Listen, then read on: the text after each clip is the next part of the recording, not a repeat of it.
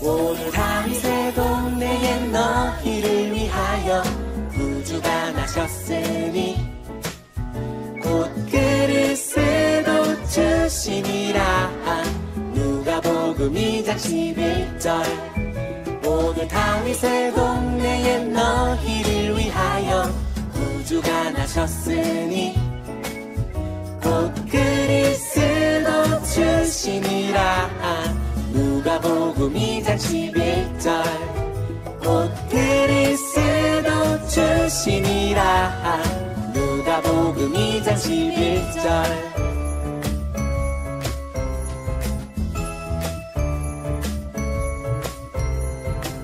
메리 크리스마스!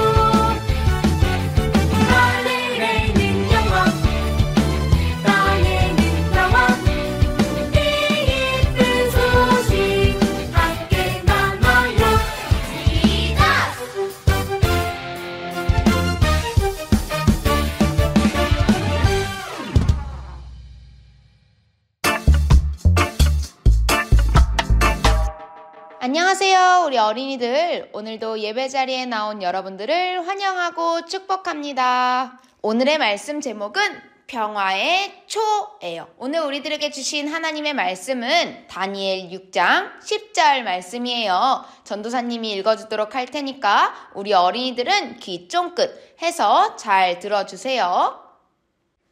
다니엘이 이 조서에 왕의 도장이 찍힌 것을 알고도 자기 집에 돌아가서는 윗방에 올라가 예루살렘으로 향한 창문을 열고 전에 하던 대로 하루 3번씩 무릎을 꿇고 기도하며 그의 하나님께 감사하였더라.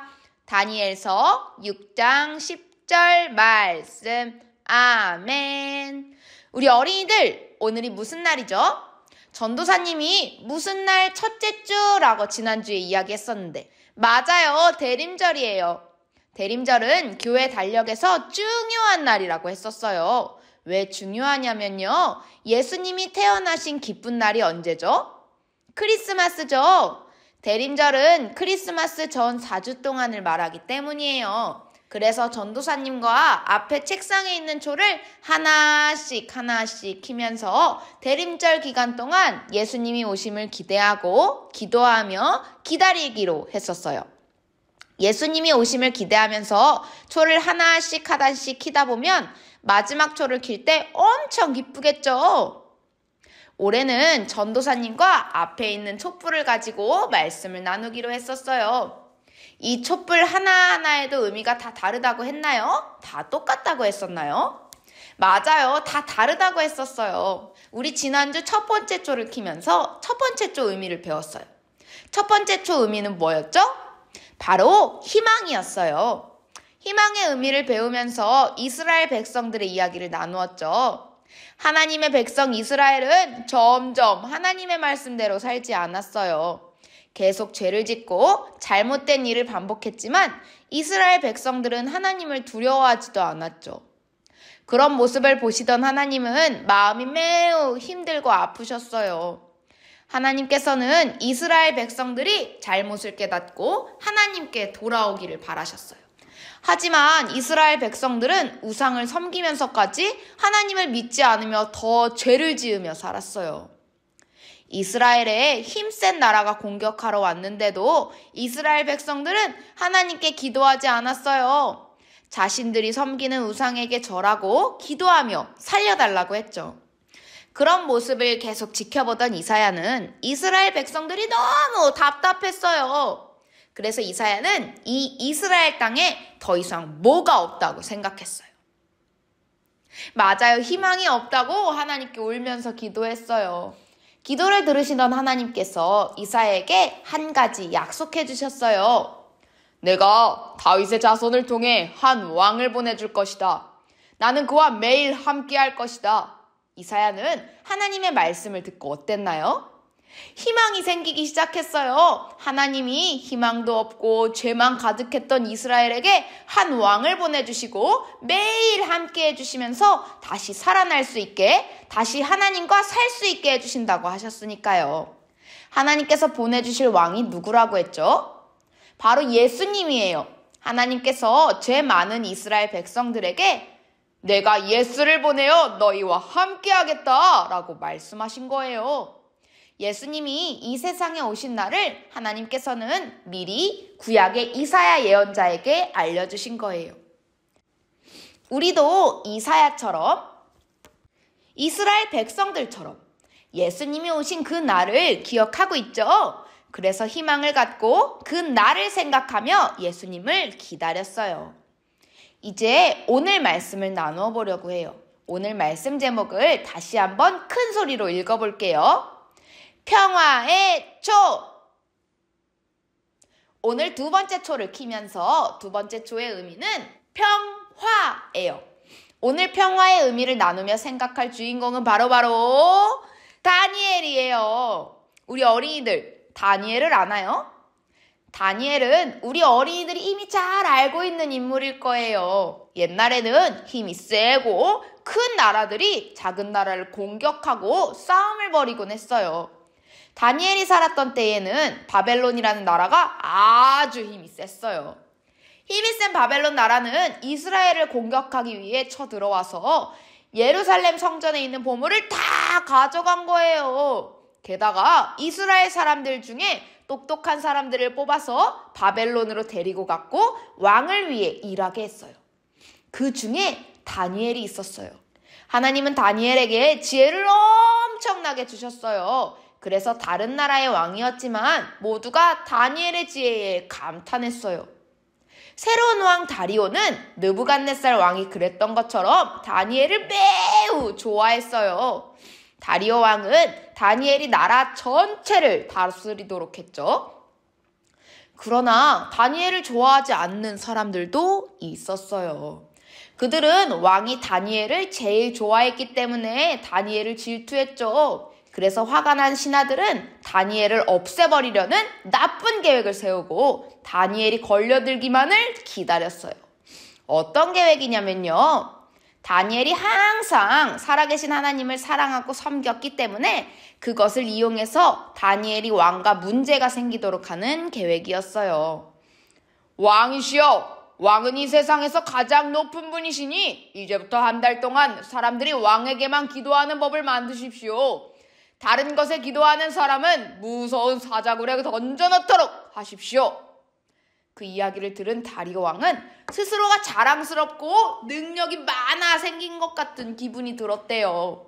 결국 왕은 못된 신하들의 꾀에 속아 그만 나쁜 법을 만들고 말았어요. 그리고 모든 나라 사람들에게 새 규칙을 전했죠. 그 이야기를 들은 신하들이 많은 사람들에게 하나님께 기도하지 말고 왕께만 기도해라. 그렇게 하지 않으면 무서운 사자굴에 던져버릴 것이다. 라고 이야기했어요. 다니엘도 그 법에 대해서 들었어요. 어떻게 하면 좋을까요? 누군가 우리에게 기도하면 사자굴에 집어넣는다고 이야기하면 우리의 마음이 어떨까요? 엄청 불안하겠죠? 그런데 다니엘은 불안해하지도 않았어요. 오히려 평화롭게 마음을 갖고 하나님께 기도했어요. 아침에 일어나서 점심밥을 먹을 때에도 밤에도 매일매일 기도했어요. 다니엘은 새 규칙을 들었지만 무서워하거나 걱정하지 않고 매일 했던 것처럼 창문을 열고 하나님께 기도했어요.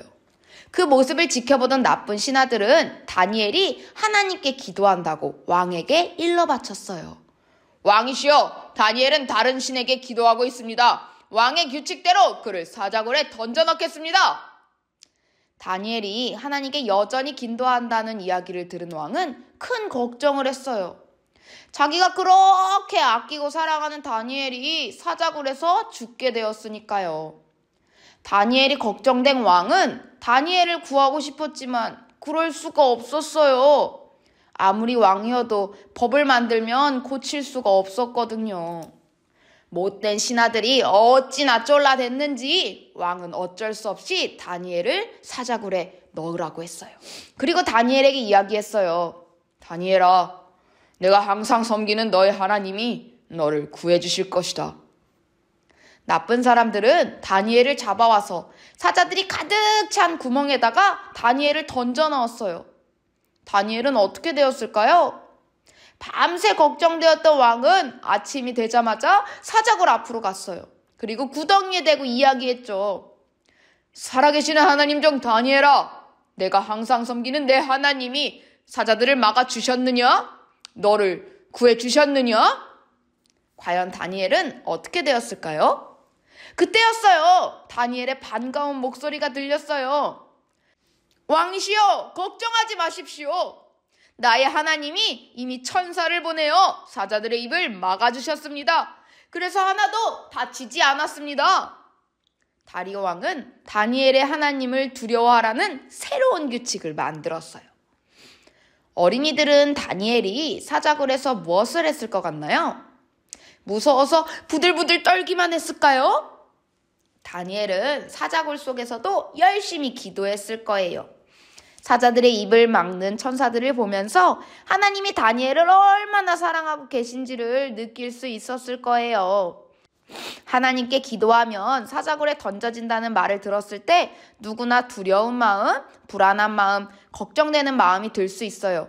하지만 오늘 다니엘은 그렇지 않았어요. 왜냐하면 하나님께 늘 기도하면서 하나님이 평안한 마음을 주셨기 때문이에요. 하나님이 늘 함께 하시면서 다니엘을 지켜주셨기 때문이에요. 우리도 다니엘처럼 해봐요.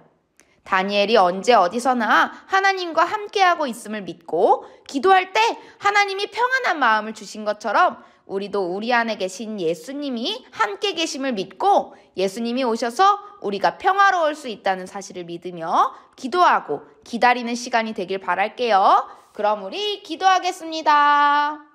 사랑의 하나님, 오늘 대림절 둘째 주 예배를 함께 드릴 수 있게 해주셔서 감사드립니다. 오늘 두 번째 초의 의미는 평화라는 것을 배웠습니다. 우리 어린이들이 언제 어디서나 평안한 마음, 평화로운 마음을 가질 수 있도록 예수님이 늘 함께 해주세요.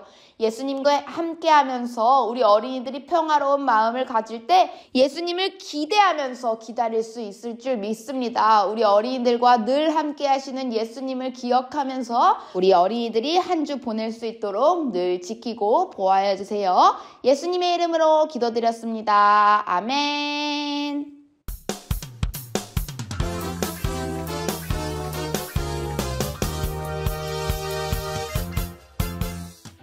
우리 어린이들 이제 공과 시간이 되었어요. 전도사님이랑 함께 공과를 해보도록 할 텐데요. 우리 지난주에 만들었던 리스와 초 4개, 스티커, 양면 테이프, 가위, 색연필을 준비해주세요.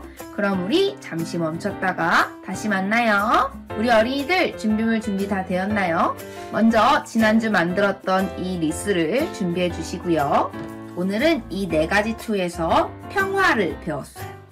이 평화를 잘 잘라볼게요. 오늘 배운 평화의 색깔은 연보라색이에요. 보라색을 살살살살살살 칠해서 완성해 볼게요. 짜잔! 이렇게 연한 보라색을 색칠해 보았나요? 그럼 이 연한 보라색 초를 뒤집어주고 양면 테이프를 하나 뜯어서 뒷면에 붙여줄게요. 그리고 오늘 배웠던 평화의 위치는 희망 옆에 붙여주시면 돼요. 그리고 평화의 초 위에도 원하는 스티커를 골라서 붙여주도록 할게요. 짜잔! 오늘 배운 평화의 초까지 완성되었어요. 다음 주 배우는 그 3주 동안에도 3주에 배울 초와 스티커, 양면 테이프를 잘 보관해 주세요. 성탄절 발표 연습을 하고 예배를 마치도록 할게요. 그럼 우리 다음 주에 만나요.